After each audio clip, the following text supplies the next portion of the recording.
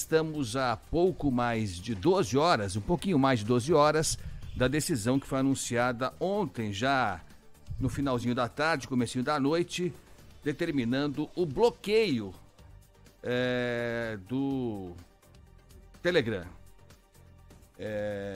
Decisão tomada pelo ministro Alexandre de Moraes.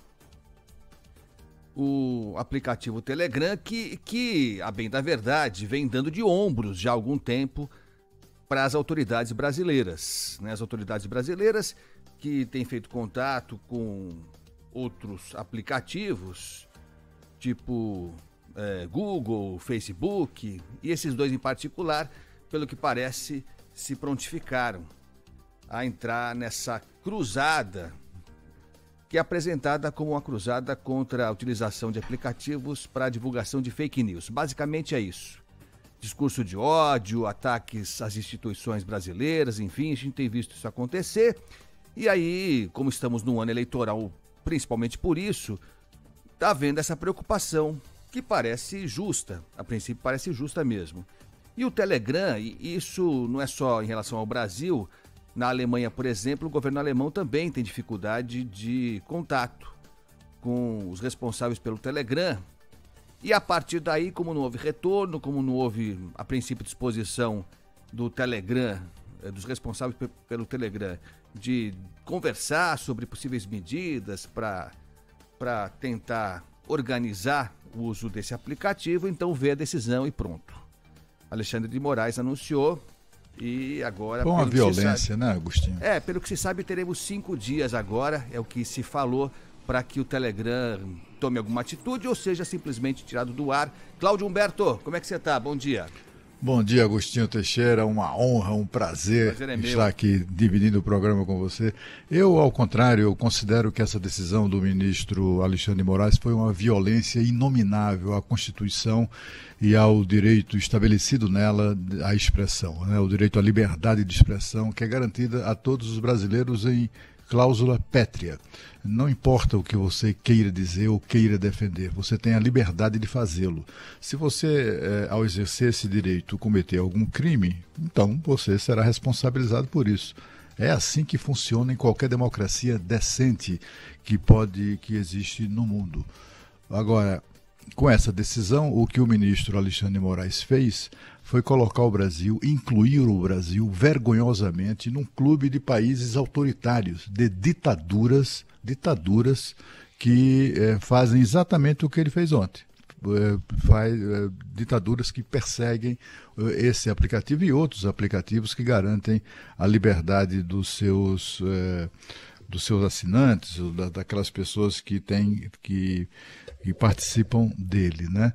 Só para se ter uma ideia do que fez Alexandre de Moraes ao Brasil, com essa decisão, o Brasil se juntou a Azerbaijão, Bahrein, Bielorrússia, China, Cuba, Hong Kong, Indonésia, Irã, Paquistão e inclusive a Rússia. São os países que em algum momento ou permanentemente proibiram ou bloquearam o Telegram. É vergonhoso o que aconteceu ontem, a gente não pode relativizar isso. O que aconteceu ontem, Agostinho, foi o seguinte, é como se o ministro decidisse fechar a Folha de São Paulo porque não gostou lá de um artigo que alguém ou não gosta do comportamento ou do que pensa algum colunista. É simplesmente estabelecer censura em veículos como o Grupo Bandeirantes de Comunicação por não gostar das críticas que lhes são dirigidas. É basicamente isso que aconteceu. O ministro Alexandre de Moraes tomou uma decisão impensada, uma decisão que resvala a irresponsabilidade. Você sabe qual é a principal consequência disso, uma das mais graves consequências dessa decisão do ministro Alexandre de Moraes? O Telegram é o aplicativo utilizado pela Defesa Civil de todo o Brasil para notificar desastres naturais, enchentes, etc., notificar e mobilizar a ajuda das pessoas da Defesa Civil. técnicos, inclusive voluntários. Ontem, o secretário municipal de São Paulo, o secretário municipal de Mudanças Climáticas, que é o senhor Antônio Fernando Pinheiro, foi ele quem fez essa advertência, ele contando que, por exemplo, só em Belo Horizonte, o grupo de Telegram, que é usado exatamente para notificação de casos que envolvam risco de vida às pessoas, com desastres climáticos, com enchentes, e como, aliás, tem sido frequente. Só em Belo Horizonte, o grupo do Telegram tem 4.000 pessoas. 4.000. O Telegram é utilizado exatamente pela Defesa Civil de todo o país. Qual é o temor do secretário? É que neste fim de semana, em diversos lugares do nosso país, estão previstas chuvas torrenciais. E aí? O que é que vai acontecer? Imagina se o Telegram já teve... Ele parece que ainda está funcionando e tal, mas imagina sem o Telegram. Vai fazer o quê? Então, mas, vai fazer Cláudio, o quê com aquele grupo de 4.000 pessoas? Deixa eu só te perguntar uma coisa, Cláudio. Até pela importância que o Telegram tem, não para o Brasil, mas para o mundo.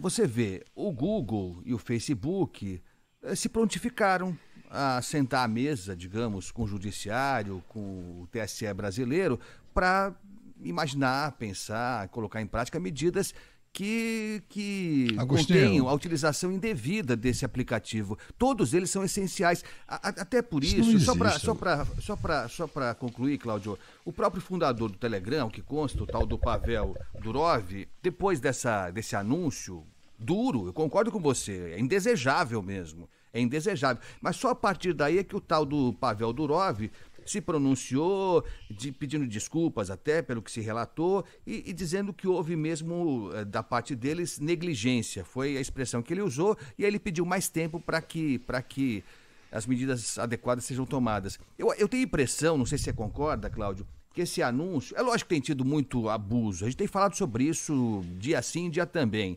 O Supremo tem extrapolado e, particularmente, alguns integrantes do Supremo têm passado muito da bola. Mas eu tenho a impressão que mesmo essa medida anunciada, e que, pelo que a gente sabe, ainda não foi colocada em prática, acho que demora um certo tempo mesmo, até medidas técnicas que não são feitas da noite para o dia, mas talvez essa ameaça só já tenha servido para que o Telegram, para que os responsáveis pelo Telegram se disponham a conversar, que eu acho que é uma medida adequada. Acho que ninguém discute que dá para usar melhor qualquer que seja o instrumento, seja um veículo de comunicação, uma rádio, uma televisão ou um aplicativo. Você não acha, Cláudio?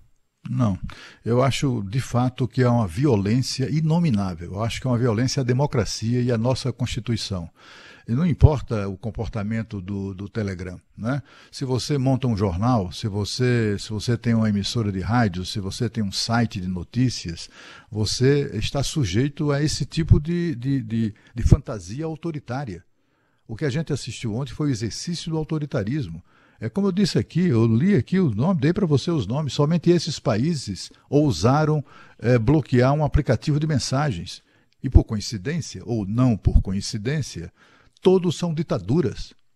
É no meio dessa gente que o Brasil foi inscrito ontem pelo ministro Alexandre de Moraes. Não é? Quando você cita assim, o Google sentou para conversar e tal. O Google é uma brincadeira. O Google relativizou a liberdade dos chineses, por exemplo, foi assim, foi o preço que eles pagaram. A ditadura impôs lá, não só, em diversas ditaduras impõem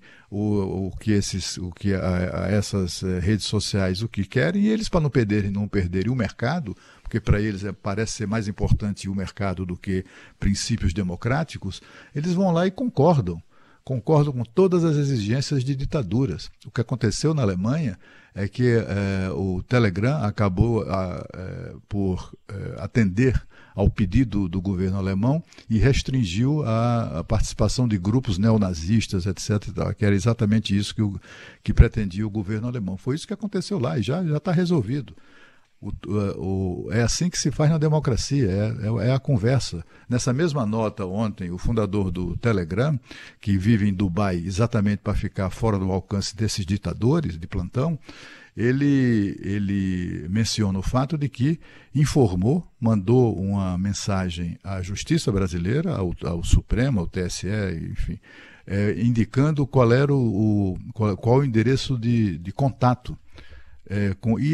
A Justiça Brasileira parece ter ignorado. Como o e-mail era em inglês, vai ver que o pessoal lá, meio monoglota, não conseguiu entender o que dizia o e-mail do Telegram, se colocando à disposição e indicando para onde deveriam ser enviadas as mensagens da Justiça buscando contato. E a Justiça ignorou isso.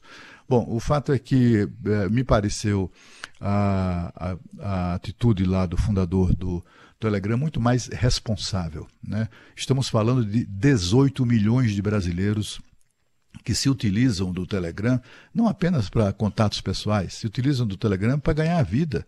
É gente que usa aplicativo de mensagem como forma de botar comida, pão sobre a mesa, né? E simplesmente ignorou-se tudo isso. Ignorou-se, por exemplo, a questão dos ucranianos, né? Essa decisão do Alexandre de Moraes deixa na mão os ucranianos, os diplomatas ucranianos, os imigrantes ucranianos, os quase 900 ucranianos refugiados da Ucrânia que já estão no Brasil, refugiados da guerra. Por quê? Porque o Telegram é o aplicativo de mensagem usado lá na Ucrânia. O presidente ucraniano, o Volodymyr Zelensky, ele tem um canal no Telegram, através do qual ele se comunica com o mundo. Você imagina se o alcance da medida do Alexandre de Moraes chegasse lá na Ucrânia, ia emudecer a Ucrânia também? Tudo isso é porque toda essa história, minha gente, é porque o Alexandre de Moraes tem ganas de prender, de meter na cadeia um jornalista brasileiro que não gosta, enfim, eles não se gostam, o jornalista critica, então ele quer prender o cara. Aliás, já decretou a prisão. Só que a justiça norte-americana protege esse tipo de ação, né? A justiça americana já considerou, as informações que nós dispomos considerou que a acusação ao jornalista lá nos Estados Unidos não é crime. E, portanto, o jornalista já é tratado, já tem tratamento praticamente de exilado político, né? Você imagina, uma democracia como a brasileira está se comportando como uma ditadura de quinta categoria, né, com esse tipo de ação. Eu acho que essa coisa de muita gente tem relativizado, desde ontem eu tenho ouvido declarações, muita gente relativizado isso, porque se trata de esse jornalista de um bolsonarista. Essas pessoas mal se dão conta, né, que se hoje é um bolsonarista o alvo da gana do magistrado, amanhã vai ser um petista, vai ser um cirista, vai ser um dorista, entendeu? É questão mesmo de princípio, a gente não pode, eu acho que eu como jornalista não abro mão do direito de exercer a liberdade de expressão que está lá consagrada na Constituição.